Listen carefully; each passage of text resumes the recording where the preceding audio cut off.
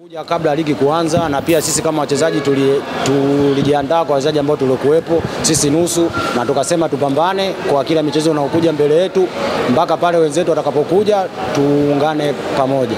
Inaweza kuwa matokeo fair ambayo mmeyapata leo dhidi ya Simba kwa mlivyoingia kiwanjani? Matokeo kila mtu alikuwa anajua sisi leo tunakuja kufungwa, na sisi tulikuwa tunajua maneno yalikuwa mengi, na kama wachezaji wa Fountain Gate tulisema sisi tuje kucheza mpira, tupambane, kila mtu aoneshe uwezo wake. Kama atatufunga tufunge kwa uwezo, na kila mtu ameona alioangalia mpira. Hawajatufunga kwa ajili ya udhaifu, ni makosa tu ya kwetu sisi binafsi ya mmoja ndio amepata matokeo. Kulikuwa na ugumu gani kucheza na Simba leo hii mkiwa mmechukuliwa nyota ambao mlikuwa pre-season, lakini wale wengine ambao ni under-20 kuja kupata muunganiko sahihi na kupambana na timu kama Simba?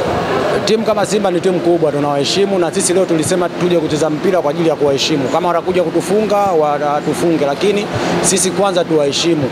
Na pia kwa matokeo haya sisi kwetu mazuri, kwa sababu sisi tuangalie mchezo wa Simba, tunaangalia michezo mbele yetu, na ukiangalia sisi tuko nusu. Kwa hiyo tunapambana ili kuitetea nembo ya timu na klabu kwa ujumla. Inawarudisha nyuma kiasi gani pengine?